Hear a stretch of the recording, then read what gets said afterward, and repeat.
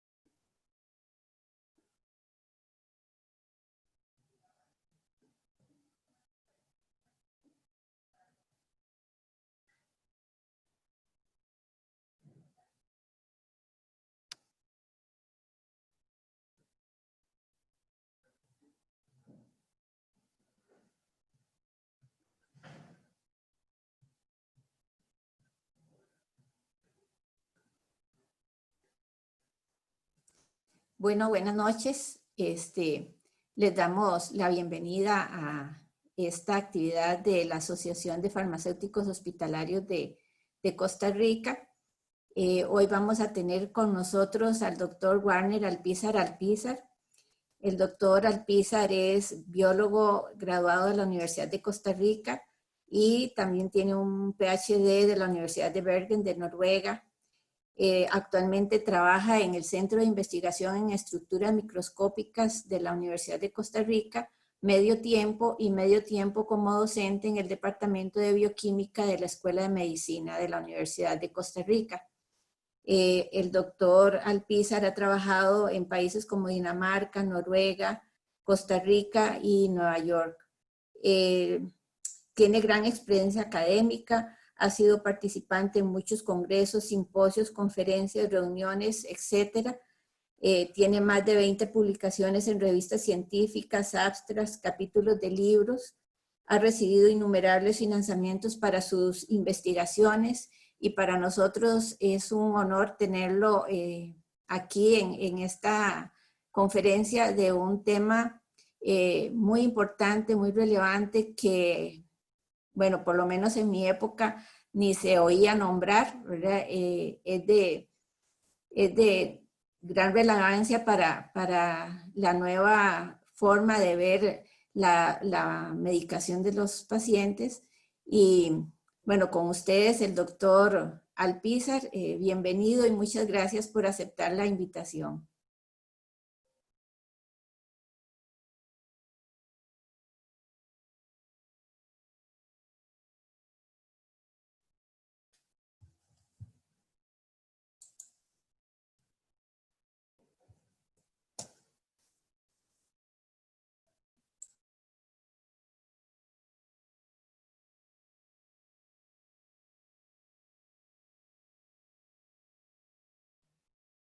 Ahora sí, es que tenía el micrófono silenciado. Muchas gracias a Sofajo, a la doctora Chavarría, y por la presentación. Es un placer para mí. De hecho, a mí me gusta mucho colaborar en lo que son charlas y demás, en la medida de lo posible. Siento que parte del rol de los académicos es hacer este tipo de cosas. Entonces, este es un tema que, como lo menciona la doctora, es un tema interesante, con mucha connotación clínica. Creo que a futuro esto cada vez se va a ir implementando más en la rutina clínica. Yo soy de formación, como dijo la doctora, soy biólogo, y mi tema en particular es el cáncer, pero este es un tema del cual me siento muy apasionado. Entonces, pues, acepté la invitación que me hizo la asociación. Espero que les resulte de interés y pues espero que no sea ni muy básico como para aburrirlos, ni tampoco muy elevado como para perder a nadie. Creo que más bien podría tal vez ser un poquito básico. Espero que les sea de interés. Bueno, esta diapositiva me gusta utilizarla para este tipo de charla porque refleja algo que es sumamente interesante. Este es un estudio o es una nota de la revista Science sobre un estudio que se publicó en la misma revista, o más bien en la revista Nature, en el año 2017. Y llama mucho la atención porque dice que el título de la nota es que los knockouts humanos pueden revelar por qué es que algunas drogas fallan. Cuando yo leí esta nota, me llamó muchísimo la atención que dijera knockouts humanos, porque uno sabe que un knockout es un organismo al cual le hacen falta dos copias del mismo gen, es decir, es un organismo que al tener dos copias mutadas de ese gen, no tiene ese gen y por lo tanto no tiene entonces las proteínas que son codificadas por ese gen. Y a uno generalmente le enseñan de que muchas veces si usted tuviera mutaciones en los dos alelos de un gen, eso podría llevar a consecuencias fenotípicas importantes. Entonces, llama mucho la atención de que hablen de knockouts humanos. Este es un estudio que se hace, un estudio de genética, de secuenciación masiva, que se hace en Pakistán con 10,000 personas. Y este es el estudio original. Es un estudio para hacer un análisis fenotípico de qué le sucede a las personas que tienen las dos copias de un gen específico mutadas. Y esto es muy importante de conocerlo y hacer este tipo de estudios porque le puede a uno revelar cuáles son las funciones de esos genes en el contexto humano. Es decir, ¿qué le pasa a esta gente? ¿Será que a esta gente le aumenta la probabilidad de tener ciertas enfermedades o al contrario les disminuye? Entonces, entendiéndose como personas que por alguna razón en particular perdieron la función de un gen específico porque tienen las dos copias, es decir, los dos alelos de ese gen mutados. Entonces, estos estudios nos arrojan mucho en relación con la función de esos genes. Y para hacer estos estudios es importante tomar en cuenta que no en todas las poblaciones se pueden hacer. Idealmente deberían hacerse en poblaciones que son bastante consanguíneas. Es decir, poblaciones en donde por cuestiones culturales o por cuestiones geográficas, etcétera, se tienden a tener hijos, a casarse entre parientes, ¿verdad? Por eso, este estudio se lleva a cabo en Pakistán, que es una población en donde por cuestiones culturales se tienden a casar mucho entre familia. Entonces, las uniones consanguíneas son frecuentes y eso hace que aumente la probabilidad de tener personas que son homocigotas para una mutación que se asocia con la pérdida de función de un gen. Estos son estudios que también se han hecho en Islandia, por ejemplo, en donde son poblaciones que también hay un alto grado de consanguinidad. Y con este estudio se identifican individuos que están portando, que son homocigotos para una mutación específica asociada con pérdida de función, hacen un análisis fenotípico, identifican que hay por lo menos 200 enfermedades o 200 genes asociados con enfermedades de carácter bioquímico que están mutados y que por lo tanto estas personas tienen pérdida de función. Es decir, identifican grupos de población a los cuales les falta un gen. Y uno dice, ¿y eso es posible? Sí, claro, hoy día sabemos que en algunos casos tenemos, en lugar de dos copias, tenemos más copias de un mismo gen. En algunos casos, una de las dos copias es la que se expresa y la otra tiene que estar silenciada y así sucesivamente. Este estudio llama la atención porque identifican varios genes, como digo, genes asociados con 200 rasgos en donde hay enfermedad por problemas en el metabolismo en particular o rasgos bioquímicos. Identifican, en particular, hacen alusión a uno. Es un gen que codifica para una fosfolipasa de tipo A2 soluble que se encuentra presente sobre todo en los LDLs, ¿verdad? Tiene que ver con el metabolismo de las lipoproteínas y encuentran que hay personas knockout para esta proteína, es decir, que no la producen, lo demuestran de manera tal que demuestran que estas personas no tienen la proteína en sangre y además no hay actividad enzimática. Esta es una enzima, una fosfolipasa 2 es una enzima que participan en el metabolismo de los triglicéridos. Y además, lo interesante de esto es que siempre se ha dicho en la literatura que las personas que tienen esta fosfolipasa A2 activa tienen un mayor riesgo de enfermedad coronaria. Y ellos en este estudio demuestran que las personas que carecen de la fosfolipasa A2 no tienen un riesgo aumentado de enfermedad coronaria. Entonces, esto me lleva a lo que la nota asociada a este artículo dice. Esta fosfolipasa, la fosfolipasa 2 de la cual estamos hablando, ha sido asociada con formación de placa arterial y los altos niveles en sangre de esta fosfolipasa se han correlacionado en numerosos estudios con un riesgo aumentado de ataques cardíacos. ¿Cuál es el tema aquí? Que hay compañías farmacéuticas que han invertido millones, billones de dólares en drogas que permitan bloquear a esta fosfolipasa. Pero resulta que en este estudio de Pakistán nos demuestran que las personas que no tienen la actividad de esta enzima no tienen un riesgo aumentado de desarrollar patologías cardíacas. ¿Eso qué quiere decir? Nos está diciendo que tal vez estamos invirtiendo un montón de dinero en una droga para bloquear una enzima que a la larga no está teniendo el efecto fenotípico asociado con la enfermedad que podría o que los estudios dicen.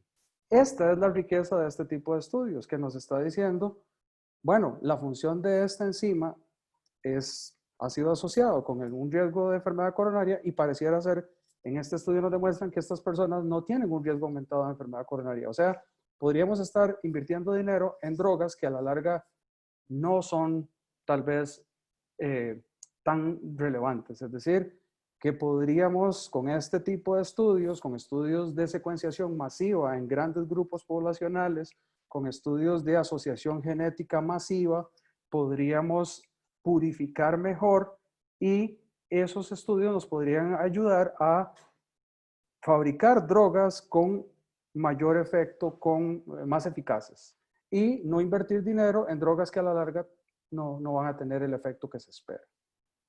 ¿Cuál es el problema de todo esto? Es decir, esto tiene un problema y es que se le podría estar dando un medicamento a una persona que tal vez no le está funcionando, no le está ayudando a aliviar su patología, pero sí le podría estar ocasionando efectos secundarios. Este es una cita de un artículo del año 2008, o sea, estamos hablando de hace 12 años. Y en ese momento, hace 12 años, decían que solo en los Estados Unidos, efectos adversos serios por agentes farmacológicos se dan en ese momento, al menos 2 millones de personas cada año. Es decir, 2 millones de personas cada año estaban teniendo efectos adversos asociados a los tratamientos farmacológicos que se les estaban brindando. Y que eso podía estar asociado a por lo menos 100,000 muertes, de acuerdo con la FDA. Y que los costos asociados para atender a estas personas producto de las reacciones adversas a las drogas estaba siendo estimada en 136 billones de dólares anuales. Es decir, que tenemos efectos secundarios que causan un montón de muertes y que hacen que los sistemas de salud tengan que invertir un montón de dinero para lidiar con los efectos secundarios propiamente. Por eso es tan importante utilizar la genética para definir tratamientos de una forma más refinada y entonces disminuir esta factura y disminuir el costo en vidas y en calidad de vida de las personas que están recibiendo las drogas. ¿Cuál es el enfoque tradicional que se ha utilizado en relación con los medicamentos? La mayoría de medicamentos se prescriben según la evidencia generada en ensayos clínicos y eso está bien. Es decir, no podemos simplemente porque a mí se me antoja darle un medicamento X a una persona X. Obviamente tienen que haber ensayos clínicos. El problema con los ensayos clínicos es que los ensayos clínicos me definen promedios. Yo estoy comparando un grupo al que le estoy dando una droga en particular contra otro grupo que está recibiendo la terapia que se utiliza de rutina o un placebo. y estoy calculando, estoy haciendo cálculos estadísticos, pero básicamente lo que yo estoy definiendo es diferencia entre un grupo y el otro y no estoy individualizando la droga. Entonces estoy sacando promedios, lo cual quiere decir que dentro del grupo que tal vez responde a esta droga podrían haber pacientes que responden súper bien, los súper respondedores, y podrían haber algunos que no responden tan bien. Pero como se promedia, entonces yo estoy obteniendo un promedio que me dice que ese grupo que yo le estoy administrando, esa droga en particular, me está respondiendo, ¿verdad? Entonces, ahí hay una situación, y es que el modelo tradicional lo que nos ha dicho siempre es que uno le sirve a todos. One size fits all. O sea que el efecto de la droga en una población se extrapola al efecto esperado de un individuo, pero no necesariamente. Y la identificación del mejor medicamento para un paciente suele ser muy empírica, muchas veces es prueba y error. Yo le doy un medicamento, si el paciente puede ser que responda, puede ser que responda pero que tenga efectos adversos muy severos y entonces tenga que cambiarle el medicamento, puede ser que no responda del todo, puede ser que no responda del todo y además tenga efectos adversos muy severos. Y pues entonces, básicamente vamos haciendo casi que prueba y error. Eso ha sido lo tradicional. Generalmente se evalúan parámetros clínicos, pero bueno, generalmente la edad, la función hepática renal o incluso la experiencia del médico o la misma preferencia del médico, ¿verdad? Ese es el enfoque tradicional. Entonces, bajo este enfoque de uno le sirve a todos, tenemos un grupo de personas a los cuales se les administra una droga en particular y vamos a tener este tipo de estratificación. Tenemos toxicidad por un lado y eficacia por el otro. Y vamos a tener un grupo en donde el tratamiento es exitoso, con toxicidad mínima y una alta eficacia. Vamos a tener un grupo que sí que sí responde a la droga, pero tiene una toxicidad que tal vez es excesiva. Vamos a tener un grupo en donde la toxicidad es mínima, pero el efecto o la eficacia de la droga no es buena. Y tenemos un grupo que es más preocupante todavía, en donde tenemos poca eficacia de la droga y toxicidad excesiva.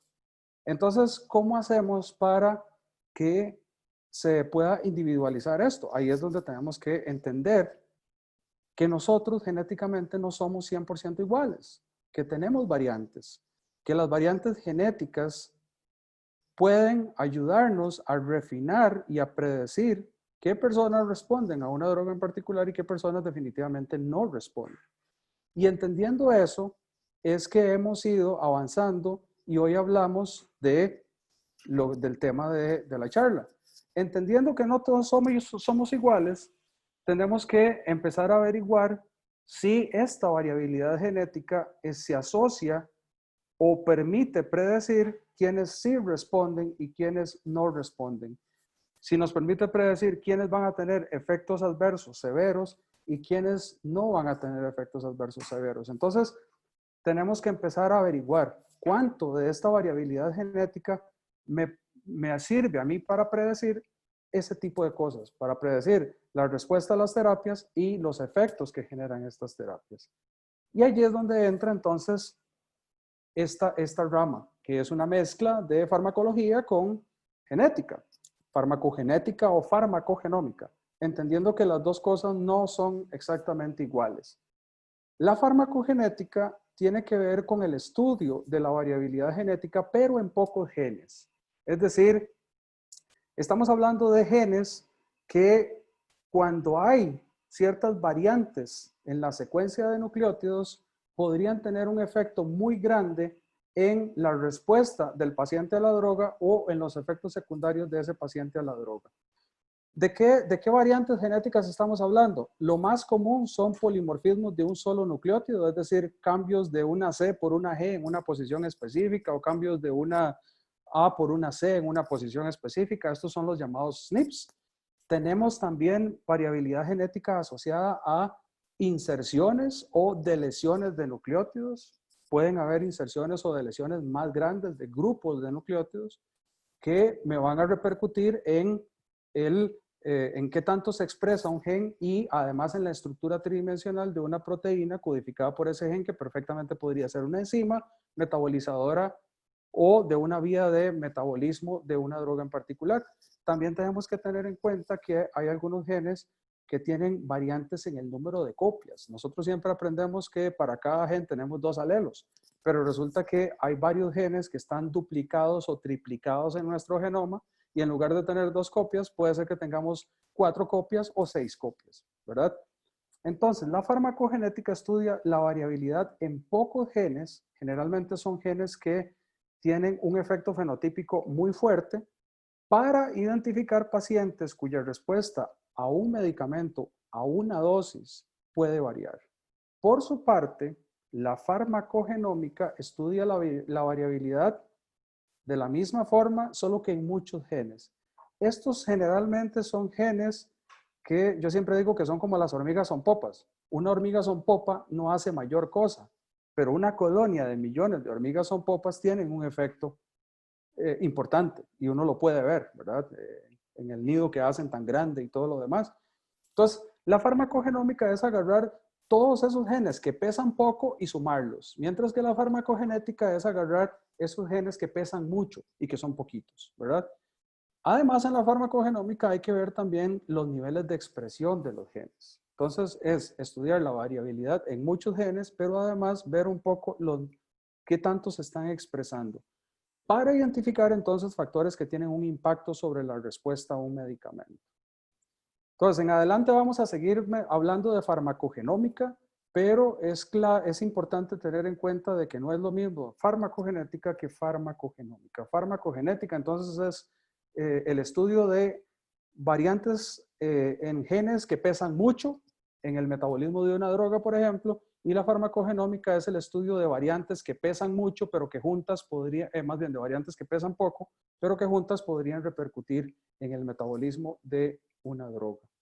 Entonces, este es un esquema más o menos, digamos, aquí tenemos la frecuencia de individuos que tienen cierta variabilidad genética o cierto genotipo asociado con el metabolismo de una droga. Entonces, aquí tenemos en rojo las personas que son metabolizadoras pobres para una droga en particular. Es decir, estas personas puede ser que se les administre una prodroga que tengan que convertirla en el principio activo de la droga a nivel endógeno, pero como tienen variantes genéticas asociadas a una poca eficiencia de las enzimas que participan en esta conversión, puede ser que estas personas tengan un efecto mínimo con la dosis estándar de la droga que se les da. Puede haber algunos que por la combinación de alelos en diferentes genes encargados del metabolismo de esa prodroga respondan de manera intermedia. Y podríamos tener algunos que tienen ciertas variantes genéticas de manera tal que cuando se les da la misma dosis de droga que se les da a los anteriores, estos tienen una respuesta excesiva que se puede asociar con una toxicidad severa, ¿verdad? Y tenemos los metabolizadores normales por aquí. Aquí tenemos que entender que aquí podríamos estar hablando de 2 genes en conjunto. Entonces, puede ser que estas personas tengan los alelos de ambos genes que son, digamos, ineficientes en ambos genes para procesar esa prodroga. Entonces, tienen la combinación de alelos que hacen que la prodroga casi no se transforme en el principio activo. Aquí tenemos más bien aquellos que tienen la combinación de alelos que más bien hacen una transformación excesiva de esa prodroga. Y por aquí tenemos los intermedios, que podría ser que tengan un alelo eficiente y uno ineficiente en 2 genes diferentes, ambos genes relacionados con la vía metabólica que procesa o que se encarga de metabolizar esa prodroga. Y aquí tenemos los que responden, digamos, los metabolizadores normales. Esto sería entonces, digamos, viéndolo desde el lado de la farmacogenética. Y esto sería más desde el lado de la farmacogenómica. Entendiendo que aquí hay muchos genes que pesan poco, pero entonces tenemos una curva que es una distribución normal. Tenemos un montón de individuos que podrían responder de manera adecuada a la droga. Tenemos un grupo pequeño de individuos que responden de forma pobre, o más bien que responden de manera excesiva, y tenemos un grupo de individuos que responden de forma mínima. El problema aquí es cómo hago yo para medir el efecto de estos genes si son genes que pesan poco, hay que sumarlos. Entonces, en estos casos se recurre al uso de scores de riesgo genético. Es decir, habría que sumar todas las variantes genéticas que pesan poquito en el metabolismo de una droga y hacer una suma para ver cuánto podría ser el score de una persona X o una persona Y. Entonces, la estrategia para utilizar farmacogenética o farmacogenómica podría variar un poquito, dependiendo de cuánto pesan las variantes genéticas en un gen. Es decir, tenemos genes que si tienen una variante X o Y, pesan mucho en el metabolismo de una droga, pero tenemos otros en donde el efecto es muy pequeño, pero son muchos genes los que participan en el metabolismo de esta droga. Ahora bien, ¿cuál es el objetivo final de la farmacogenética? Básicamente queremos prescribir el medicamento correcto en la dosis correcta y al individuo correcto, con la intención de maximizar la eficacia y minimizar los efectos adversos. De eso se trata todo esto. Utilizar la genética para, a través de estas herramientas moleculares, tratar de prescribir la droga correcta, en la dosis correcta y en el individuo correcto. Y entonces aumentar la eficacia y maximizar o minimizar más bien los efectos adversos.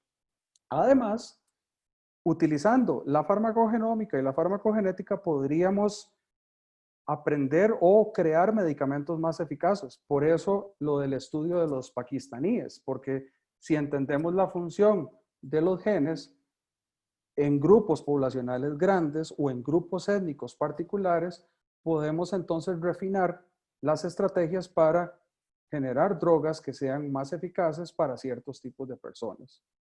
Y ante todo, dejar atrás el enfoque tradicional de uno le sirve a todos y entender que por nuestra variabilidad genética, uno no le sirve a todos. Tenemos que movernos hacia esta, a personalizar las terapias en función de la variabilidad genética de las personas. ¿Por qué? Porque no todas las personas responden de la misma forma a la misma dosis de droga. Y eso ustedes mejor que nadie lo saben, ¿verdad?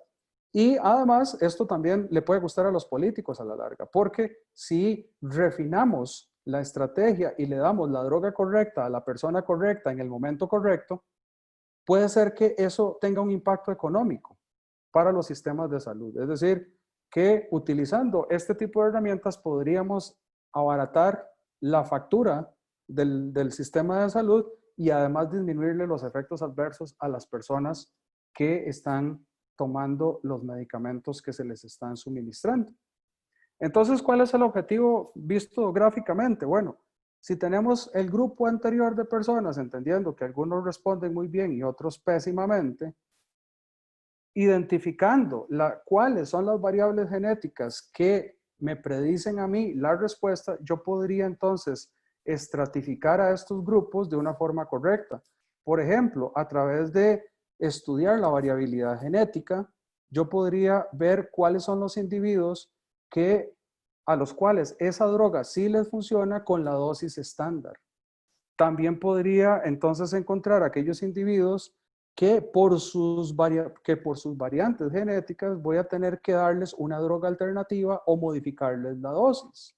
También encontraría a ese grupo de personas a los cuales tal vez hay que tratar con una droga alternativa, ¿verdad? Pero también modificar un poco la dosis o incluyendo encontrar a las personas que definitivamente hay que tratar con una droga alternativa porque son este grupo de personas que tienen una toxicidad excesiva y que además el éxito o la eficacia de la terapia es mínimo, ¿verdad? Entonces, esto básicamente podría uno predecirlo en función de identificar las variantes genéticas asociadas con la respuesta, con la farmacocinética, con la farmacodinámica de las drogas que se le están administrando a las personas. Ahora, ¿cuál es la utilidad de la farmacogenética? ¿O en qué casos en particular es útil esta herramienta? Primero, es particularmente útil en aquellos casos en que haya heterogeneidad en la respuesta a las drogas. Es decir, si todos responden de la misma forma o muy parecido, de manera que usted casi que no es capaz de discernir personas que responden bien de las personas que no responden bien, si el efecto es muy pequeño, si no es posible identificarlo, entonces la farmacogenética no va a aportar. Aporta cuando hay una amplia heterogeneidad en la respuesta a las drogas o en la toxicidad a las drogas. Además, si la variabilidad en la respuesta existe, tiene que ser clínicamente evidente, porque si no es clínicamente evidente, ¿cómo vamos a medir esa heterogeneidad? Si la heterogeneidad existe, pero es muy pequeña, no es clínicamente evidente, estas estrategias no van a tener un impacto en la terapia individualizada. Para que sea verdaderamente significativo, tienen que ser clínicamente evidentes. Y además, la utilidad tendría todavía un impacto mayor en aquellos casos en que la droga tiene un margen terapéutico estrecho, ¿verdad? En donde la ventana esa entre dosis y toxicidad es muy reducida. Por ejemplo, el caso de la mercaptopurina, que es un agente farmacológico que se utiliza para el tratamiento de leucemias o incluso de algunas enfermedades autoinmunes, en donde tenemos que hay un gen en particular, estos son los llamados farmacogenes, los que tienen que ver con el metabolismo de las drogas. Por ejemplo, este gen, el tiopurina metiltransferasa, que lo que hace es metilar a este agente y cuando le pega un metilo, eso lo inactiva. Es decir, que estamos haciendo que la droga activa que se le administró al paciente sea inactivada y por lo tanto no funcione. Bueno, la dosis debería de ser calculada de manera tal que si yo conozco las variantes genéticas de esta persona, los polimorfismos que tiene esta persona, puede ser que la persona tenga variantes genéticas que expliquen la función, que si tiene la función normal, yo tenga un efecto, el efecto que espero con la dosis que se le administra. Pero puede ser que con la misma dosis haya una persona que tenga variantes genéticas en el gen que codifica para esta enzima que son distintas y la droga no funcione del todo. Y entonces, o más bien, el problema aquí sería que toda la droga se queda como principio activo, la mayoría de la droga se queda como principio activo, y entonces me genera una toxicidad hematológica alta, un alto riesgo de toxicidad hematológica, ¿verdad? Entonces, yo identificando cuáles son los alelos, el genotipo que tiene esta persona en este gen en particular, yo podría predecir si a esta persona le tengo que dar la dosis normal o le tengo que dar una dosis disminuida porque tiene una enzima que es muy poco eficiente haciendo el metabolismo de la tiopurina y por lo tanto entonces, o más bien de la mercaptopurina y me deja toda la droga activa, lo cual se podría asociar con toxicidad hematológica fuerte. Ok, ahora, los perfiles farmacológicos se pueden correlacionar con la respuesta a las drogas desde varias perspectivas. La farmacocinética, ¿verdad? Lo que el cuerpo le hace a la droga. Ahí estamos hablando de genes relacionados con la absorción, con la distribución, con el metabolismo y con la excreción. También tenemos genes o farmacogenes que repercuten en la farmacodinamia. Y también tenemos algunos efectos asociados a ciertas variantes genéticas off-target. Voy a poner un ejemplo de cada uno de estos, algunos que son particularmente conocidos, que han sido muy bien estudiados. Por ejemplo, el caso de la codeína. La codeína es una prodroga que ustedes saben que se le administra a la persona y una vez en el cuerpo, esta se transforma en morfina. Es más o menos entre un 5 y un 15% de esta codeína es transformada en morfina y aquí juega un papel fundamental una enzima de los citocromos P450, el CYP2D6. Resulta que hay personas que tienen variantes o tienen cierto genotipo que hacen que esta enzima sea muy eficiente haciendo la transformación de codeína a morfina, pero tenemos algunos que son metabolizadores muy pobres. Entonces tenemos los metabolizadores normales, los metabolizadores pobres y los metabolizadores excesivos. Entonces resulta que este ha sido un caso en donde se ha estudiado mucho cómo podríamos hacer uso de los genotipos de las diferentes personas para ajustar la dosis de codeína a la cual esa persona responde. ¿Sí? En particular en ese caso, en el gen que codifica esta enzima. Existen por lo menos, se han identificado 30 diferentes alelos para este gen. Además, hay variantes en el número de copias, es decir, que hay personas que tienen, en lugar de tener 2 copias, lo normal, tienen 4 copias porque el gen está duplicado. ¿Ok? Y todo eso repercute a nivel funcional. Lo que se ha visto es que la combinación de alelos que tengan las personas se puede utilizar para predecir la actividad de esta enzima. ¿Cómo? Bueno, resulta que tenemos entonces diferentes tipos de metabolizadores de acuerdo con el alelo y con el número de copias que poseen para este gen. Tenemos entonces algunos que son metabolizadores pobres, que están de este lado, y estos con una dosis estándar prácticamente tienen una analgesia muy pobre, inadecuada.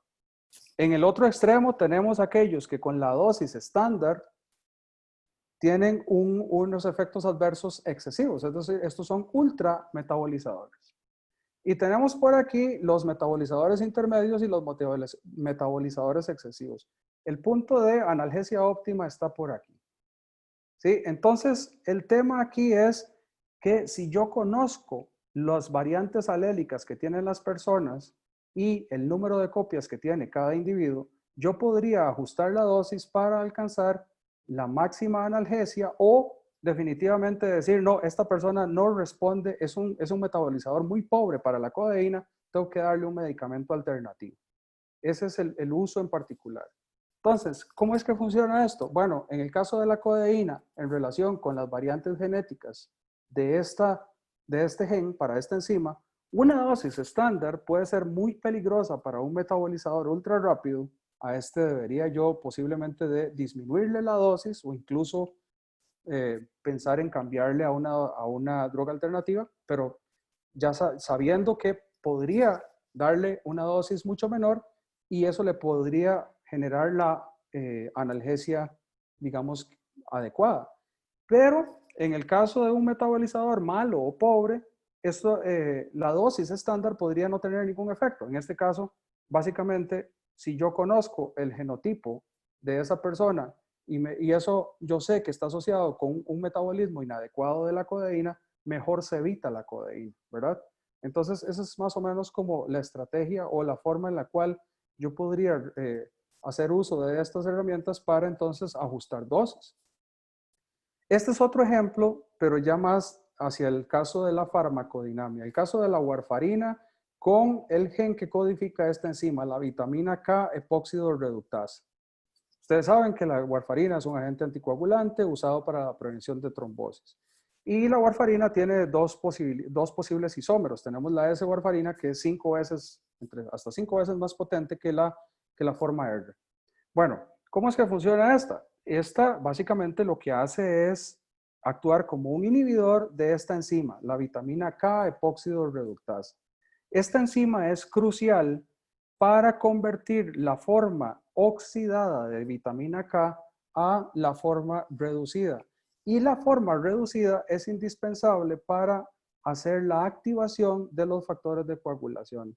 Entonces, si esta reacción se está dando muy rápidamente y esta enzima es muy buena, reduciéndome la forma oxidada de la vitamina K, entonces básicamente el efecto de la warfarina es bloquear a la vitamina K epóxido reductasa para que no haya forma reducida y entonces no ocurra de forma eficiente la activación de los factores de coagulación. Resulta que la dosis para producir un nivel terapéutico de anticoagulación puede variar hasta 10 veces entre los distintos personas. Y tenemos un problema que es que el índice terapéutico es estrecho.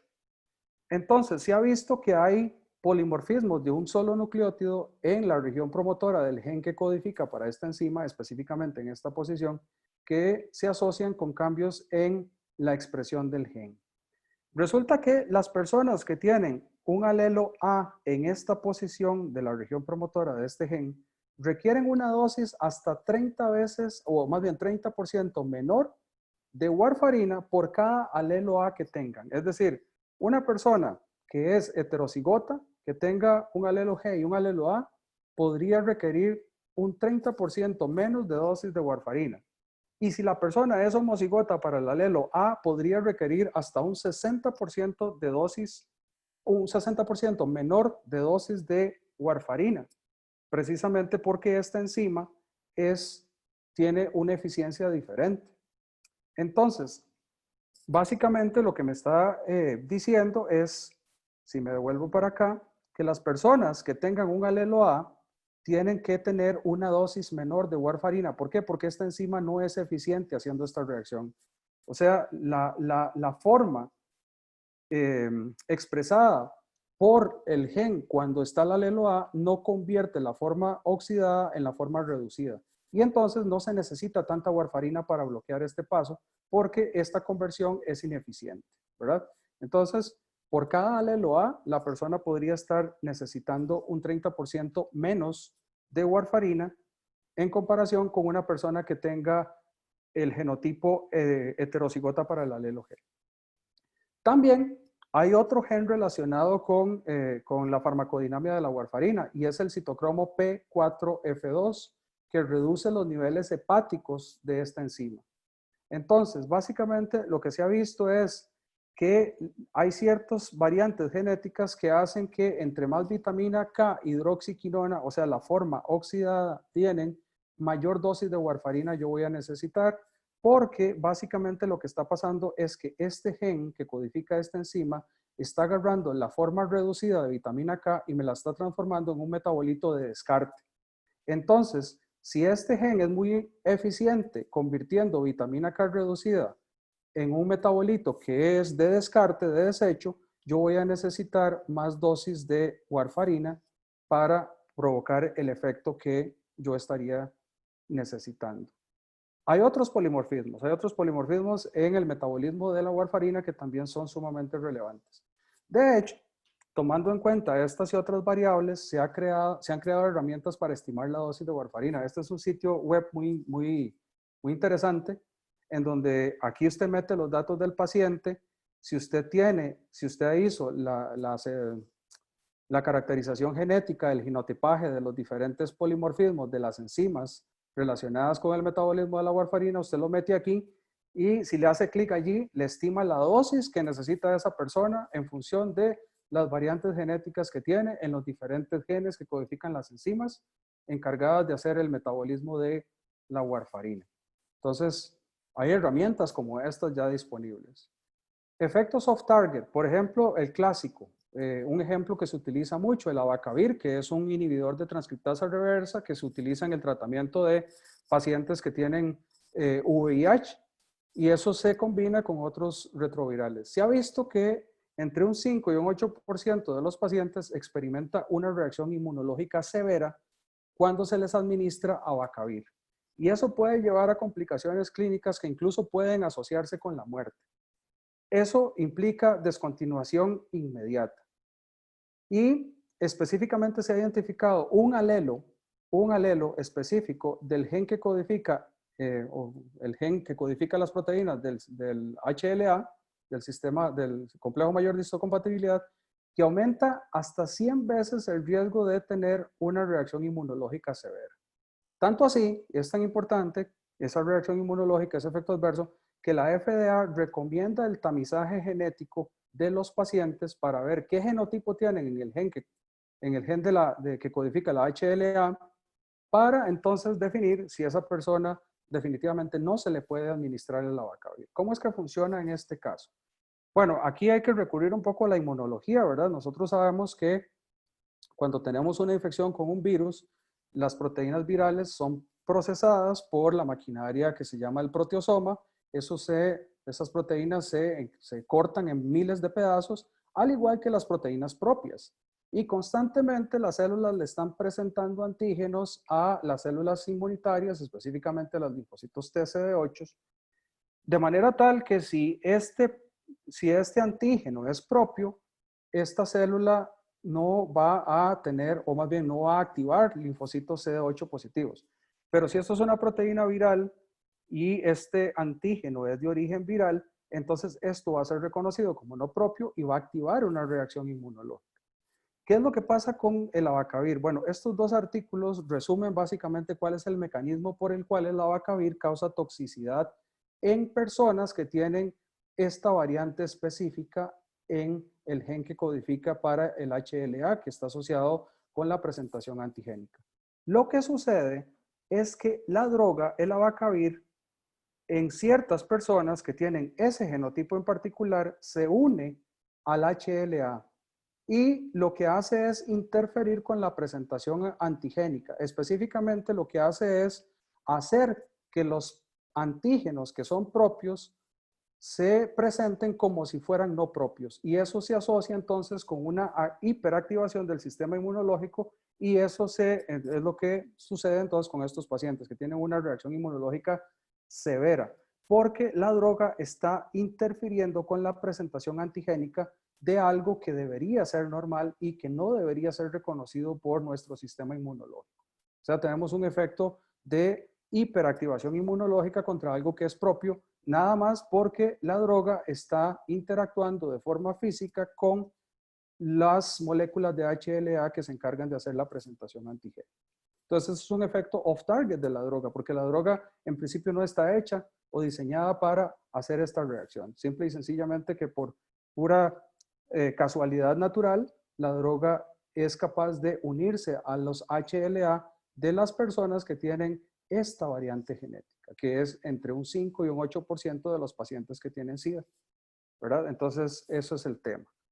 Estos son algunas drogas que tienen ya estudios bastante, digamos, o que han sido bien estudiadas en relación con farmacogenes que alteran la farmacocinética o la farmacodinamia. Aquí tenemos, por ejemplo, estos citocromos P, por ejemplo, este que está aquí con el clopidogrel, por aquí está esto es el ecopsil, es decir, hay una serie de drogas, la simvastatina, por ejemplo, es decir, hay polimorfismos en estos genes que se asocian con toxicidad o con procesamiento de la droga de manera diferencial, ¿verdad? Entonces, en algunos de estos casos se recomienda hacer el tamizaje genético, hacer las pruebas genéticas para ver si esa persona va a tener efectos muy adversos o no y eventualmente hacer ajustes de dosis o incluso recurrir a una droga alterna que no sea esa porque puede ser que tenga efectos muy importantes. Ahora bien, antes de usar la farmacogenética, tenemos que hacer validaciones, es decir, para poder utilizar estas pruebas en la práctica clínica, primero hay que validar de una forma muy rigurosa en hacer validación analítica, es decir, que las pruebas se hagan de manera correcta, con los controles correctos, etcétera. Hacer una validación clínica, hay que hacer ensayos clínicos, hay que conocer la etnicidad de las personas, ¿verdad? Es decir, no es lo mismo pensar que las variantes genéticas que circulan en la población costarricense son las mismas que circulan o que hay en una población caucásica. Entonces, hay que hacer estudios poblacionales y ahí es donde viene la genética de poblaciones para poder entonces definir cuáles son las variantes genéticas que tenemos en Costa Rica, porque a la larga puede ser que haya una droga para la cual sea muy importante hacer una prueba farmacogenética y que aporte mucho en los Estados Unidos, pero que aquí no, porque puede ser que esa variante genética que en Estados Unidos es, digamos, poco frecuente, en Costa Rica esté en el 95% de la gente. Entonces, ¿para qué querés implementar una prueba farmacogenética en Costa Rica para una droga en particular en donde la predicción de la respuesta a la droga prácticamente no se va a dar porque todo el mundo tiene el mismo genotipo, ¿verdad? Entonces, esos son estudios que hay que hacer.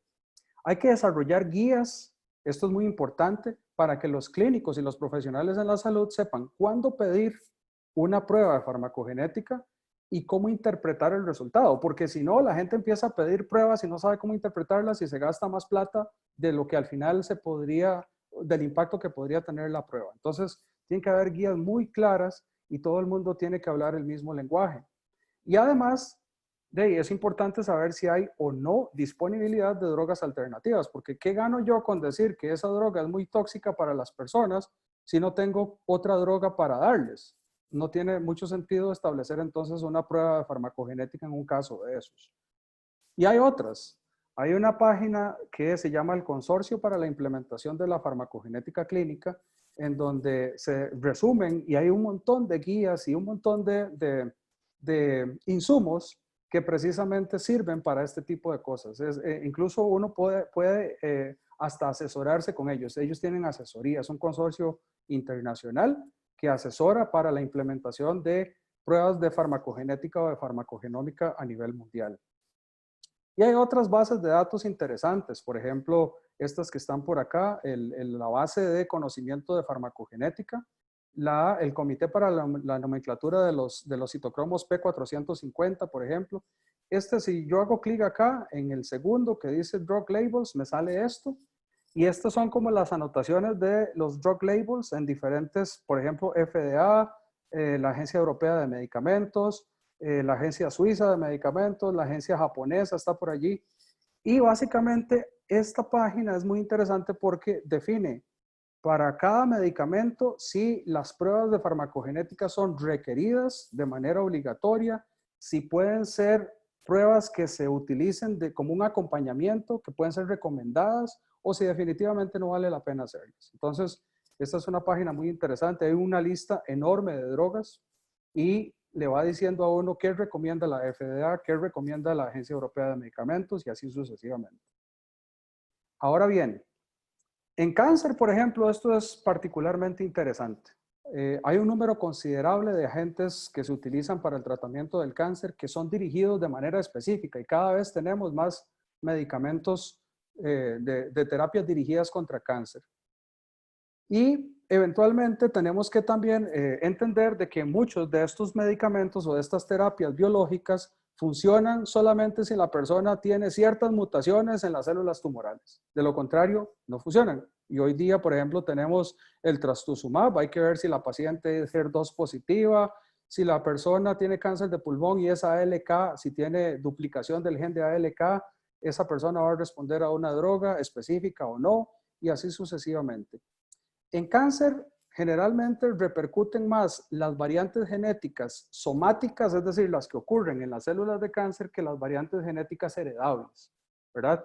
Porque básicamente en esas células están ocurriendo mutaciones y son las que más pesan. Por ejemplo, hay algunos alelos del citocromo P2D6 que disminuyen la formación de un metabolito activo, del metabolito activo del tamoxifeno. Y eso, curiosamente, se ha asociado con recurrencia de cáncer de mama. Es decir, que ciertas variantes genéticas disminuyen la conversión del tamoxifeno en su metabolito activo y eso se ha asociado con recurrencia en cáncer de mama. Entonces, eso es importante de conocer. Aquí hay una lista de, por ejemplo, diferentes drogas o terapias que se utilizan para el tratamiento de cáncer, terapias biológicas, en las cuales es indispensable conocer la mutación que tiene esa persona. Por ejemplo, cáncer de mama, tenemos que saber si las personas tienen amplificación de HER2, si son positivas para HER2, porque si son así, entonces esas personas son candidatas a recibir trastuzumab, pertuzumab, por ejemplo.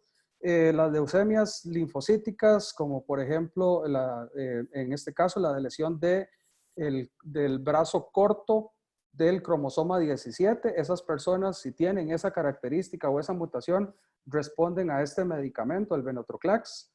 O, por ejemplo, las personas con cáncer colorectal, si tienen mutaciones en KRAS, esas personas son candidatas a recibir cetuximab, por ejemplo, y así sucesivamente. Entonces, vemos cómo la farmacogenética en cáncer es cada vez más importante, ¿verdad?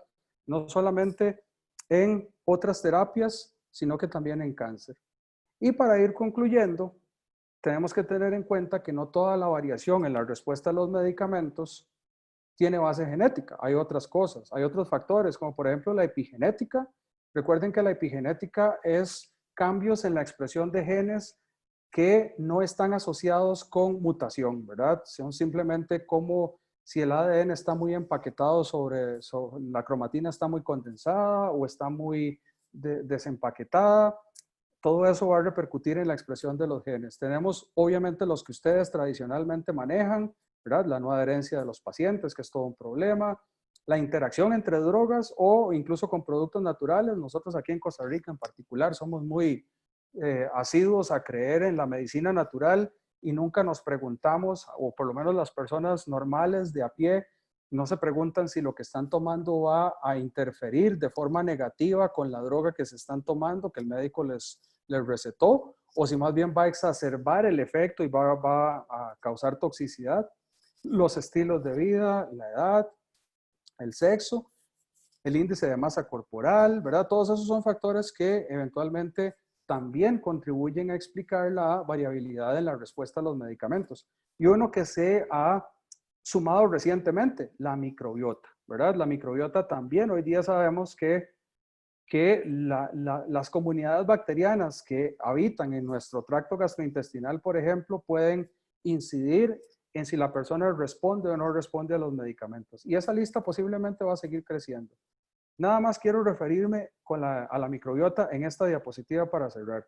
Esta es la portada de la revista Science de hace 2 semanas.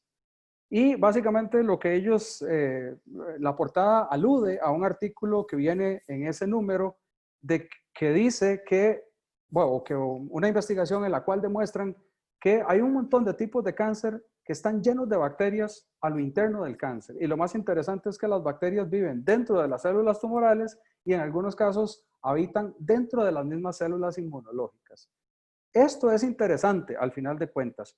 Ahora, el hecho de que hayan bacterias dentro de un cáncer no nos dice mucho de si eso repercute en que la enfermedad sea más agresiva, si sea menos agresiva, si la enfermedad, si las bacterias que están dentro del cáncer implican resistencia a las terapias o no. Bueno, pero sí hay estudios que han demostrado que las bacterias intestinales pueden interferir con las drogas que se utilizan para tratar cáncer. En algunos casos, hay estudios muy interesantes que han demostrado que algunas especies bacterianas exacerban el efecto de la droga en los pacientes de cáncer y hay otros que más bien confieren resistencia. Uno de los casos más sonados, la inmunoterapia, ¿verdad? Que es el tema de moda y se ha visto que bacterias del género Bifidobacterium hacen que las personas respondan mejor a la inmunoterapia. Entonces, esto es un tema que está emergiendo de manera fuerte y que eventualmente vamos a tener que tomar en cuenta porque puede ser que las comunidades bacterianas estén repercutiendo en qué tanto responde una persona a un agente farmacológico, a una droga en particular. Entonces resulta que ahora las ciencias empiezan a juntarse. Bueno, siempre, es decir, es muy difícil delimitar dónde inicia una rama de la ciencia y dónde termina otra, pero resulta que aquí tenemos la farmacogenómica y ahora hay que hablar de farmacomicrobiómica, ¿verdad? Y entonces ya casi que tenemos que saber un poquito de todo, si bien no hacer de todo, sí por lo menos entender que hay mucho traslape entre las diferentes áreas y que a la larga vamos a tener que empezar a estudiar este tipo de cosas. Y bueno, con esta diapositiva ya culmino la charla. Espero que les haya resultado interesante. Y me voy a permitir hacerles un anuncio. Este es un curso que damos todos los años, desde hace 3 años. Es un curso sobre aspectos básicos de la biología y la bioquímica del cáncer, todos los años, en enero y febrero. Entonces les dejo el anuncio por allí, por si acaso les interesa. Pueden escribir para pedir información al correo ccancerucr@gmail.com. Generalmente la caja nos lo declara de interés institucional por aquello de que eventualmente les llegue a interesar. Cuando quieran ya pueden escribir, ya pronto empezamos a levantar listas de interesados. Y bueno, pues con eso me despido y les agradezco mucho la atención.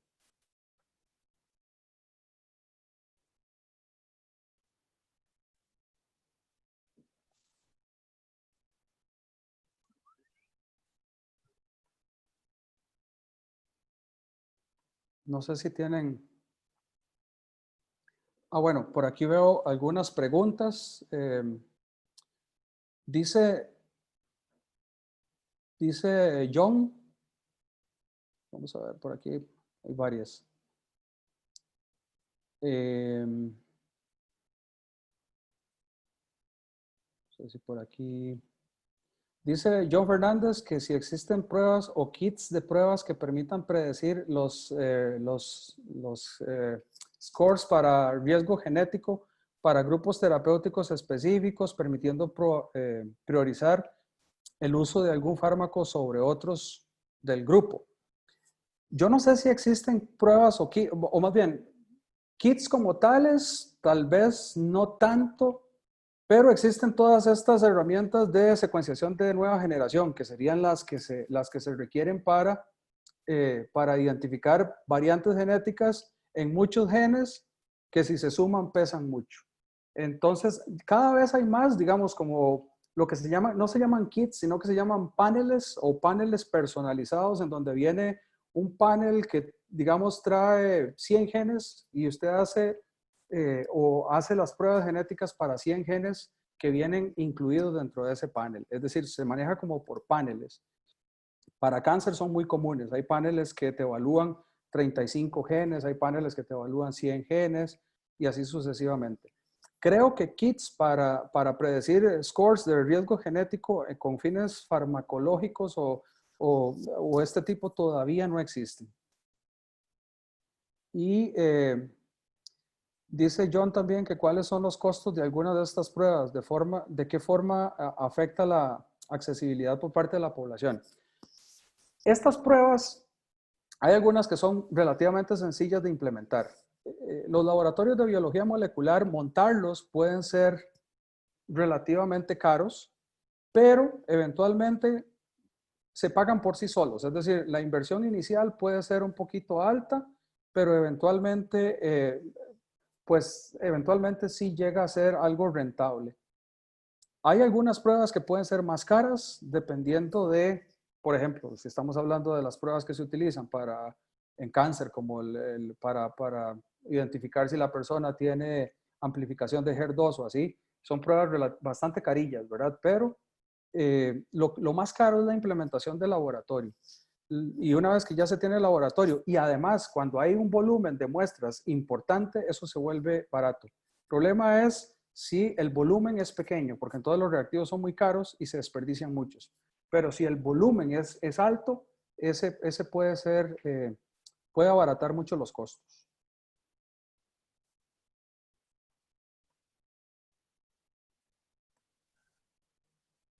Doctor, no sé si gusta, le ayudo con las preguntas. Hay una, dice que hay alguna diferencia en la farmacogenómica entre hombres y mujeres, niños, adultos y ancianos, pacientes con polifarmacia por interacciones medicamentosas, uso de alcohol, tabaco u otras drogas, embarazadas, pacientes con algún inmunocompromiso. Bueno, hasta donde yo sé, digamos, uno no esperaría identificar variantes genéticas específicamente ligadas con sexo. Sin embargo, sí hay en algunos casos sí puede haber, es decir, se ha identificado que el perfil inflamatorio de las mujeres puede ser ligeramente diferente al de los hombres o la interacción, toda la parte hormonal, este tipo de cosas, podría tener cierta variabilidad asociada al sexo. Pero digamos así como que estudios que hayan demostrado de forma contundente, por ejemplo, que un citocromo P450 sea diferente entre hombres y mujeres, posiblemente no. Pero eventualmente sí hay que considerar un poco las cuestiones de hormonales y algunas otras funciones metabólicas que sí podrían variar ligeramente entre un hombre y una mujer. No sé si había, ¿cuál era el resto? Entre adultos y niños o embarazadas, pacientes con algún inmunocompromiso. Uy, sí, claro. Digamos, por ejemplo, hay personas que tal vez por su condición, digamos, por el embarazo, además, que tengan ciertas variantes genéticas que produzcan una respuesta exacerbada a una droga, es posible que haya que tomarlo en cuenta, porque puede ser que una dosis estándar para una mujer embarazada, por las variantes genéticas que tiene, sea muy, digamos, tenga un efecto excesivo y por lo tanto haya que considerarlo. Entonces yo no, digamos, no por el hecho de estar embarazada hay que, es decir, la parte genética no va a variar de la persona embarazada a la persona no, o a una mujer que no está embarazada, sino es que tal vez algo que es tolerable para una mujer que no está embarazada, de repente por la variabilidad o por el genotipo que tiene, puede ser que sea demasiado tóxico para una mujer que esté en periodo de embarazo. Perfecto. ¿Qué tan disponibles están estos estudios de farmacogenómica en Costa Rica? ¿Quién las realiza? ¿Cuánto cuestan? Y se podría pensar que el uso más dirigido de la terapia podría compensar el costo. Sí, bueno, yo siempre he pensado y a mí me encantaría ver estudios de farmacoeconomía para ver el costo-beneficio de estas cosas. En algún momento tendrán que hacerse. En relación con cáncer, sí se están haciendo varias de estas pruebas. El laboratorio de oncología molecular del Hospital Calderón Guardia, el doctor Yad Abbas es el coordinador de ese laboratorio. Allí se hacen varias pruebas de este tipo genéticas para determinar el medicamento a utilizar en pacientes de cáncer. En el Hospital de Niños, el doctor Carlos Santamaría está implementando un montón de pruebas de este tipo, no solo para cáncer, sino contra varias otras enfermedades. Son como tal vez los que se me ocurren que van más avanzados en pruebas, digamos, abocadas a dirigir mejor las terapias. En la UCR recientemente se creó un laboratorio que pretende trabajar un poco en el diagnóstico molecular de los pacientes y además en la farmacogenética de los pacientes con cáncer. Es un laboratorio que se llama el DSLab y este laboratorio está súper bien equipado, ya está próximo a arrancar su trabajo y la idea es vender servicios en este tipo de líneas también, de identificar cuáles son las variantes genéticas que tienen ciertas personas o pacientes de cáncer para personalizar un poco la terapia. Pero mucho de la iniciativa va en función de terapias contra cáncer. Creo que no hay tanto de terapias que no sean contra cáncer. Creo que sería básicamente en el Hospital de Niños con el doctor Carlos Santamaría, que sí ha venido haciendo algunas otras por allí. Y sí, yo definitivamente creo que hay que hacer estudios de farmacoeconomía. Yo estoy casi seguro que con el dinero que se ahorraría el sistema de salud en efectos adversos y en dar terapias que a la larga no le están surtiendo el efecto esperado a las personas, podría eventualmente disminuirse la factura implementando la farmacogenética y la farmacogenómica en Costa Rica. Pero eso habrá que estudiarlo. Bueno, hay una pregunta que ya puede ser que esté repetida. ¿Cuáles son los costos de todas estas pruebas y de qué forma afecta la accesibilidad por parte de la población? Sí, depende de la prueba. Hay pruebas que son muy baratas, es decir, hay pruebas que con poco dinero se pueden hacer. El tema es tener el laboratorio. Hay algunas que sí son muy caras. Ahora, considerando los precios que se pagan por algunas drogas en este país, pues puede ser que no sean tan caras, digamos, es decir, que con la plata que uno se puede ahorrar tratando a un paciente con la droga correcta, las pruebas de tamizaje sean relativamente baratas. Yo creo que no, digamos, no está pegado del cielo, es decir, son mucho más caras algunas terapias que se están utilizando hoy día que a la larga se podrían refinar en cuanto a que si usted recurre a estas pruebas podría hacer que se le den a la persona correcta y que además surja, digamos, se podría ahorrar en personas que tal vez no responden. Entonces, sí son caras, pero tampoco es pegado del cielo, creo yo. Aquí hay un comentario que dice que en España e Inglaterra se han realizado estudios de farmacoeconomía, riesgo-beneficio y los resultados son bastante sorprendentes. ¿En qué sentido serán sorprendentes? ¿Positivamente o negativamente? Porque ese es el tema. Es decir, yo creo que, vamos a ver, yo he escuchado mucho en Costa Rica a los políticos hablando de que en Costa Rica se utilice la medicina basada en evidencia.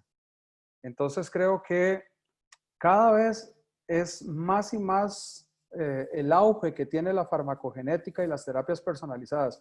Para personalizar las terapias necesariamente necesitamos entrar con biología molecular y hacer este tipo de ensayos. Y tiene que haber estudios, en algún momento tiene que haberlos, porque también existe el cliché. Yo he escuchado a muchos médicos diciendo, es que la biología molecular es muy cara. Pero es que no se ha utilizado. Es decir, ¿cuán cara es una terapia en una persona que tal vez no responde y que se le generan efectos adversos? ¿Cuánto es el costo de internamiento de una persona que por efectos adversos tiene que ser internada? Eso es lo que hay que valorar quizá. Perfecto. Bueno, doctor, la Asociación de Farmacéuticos Hospitalarios le da las gracias por esta excelente charla. De verdad que hemos aprendido mucho. Lo invitamos a próximamente a que nos regale otra, la charla que nos había dicho de terapia génica, ¿verdad? Si en alguna oportunidad puede, pues estaríamos encantados de Claro, tenerlos con nosotros. Y claro, agradecerle enormemente su participación y recordarle a los participantes que el 25 de junio tendremos la conferencia de biosimilares para a las 6 de la tarde para que estén atentos y puedan participar. Muchísimas gracias a todos y buenas noches. un placer, muchas gracias.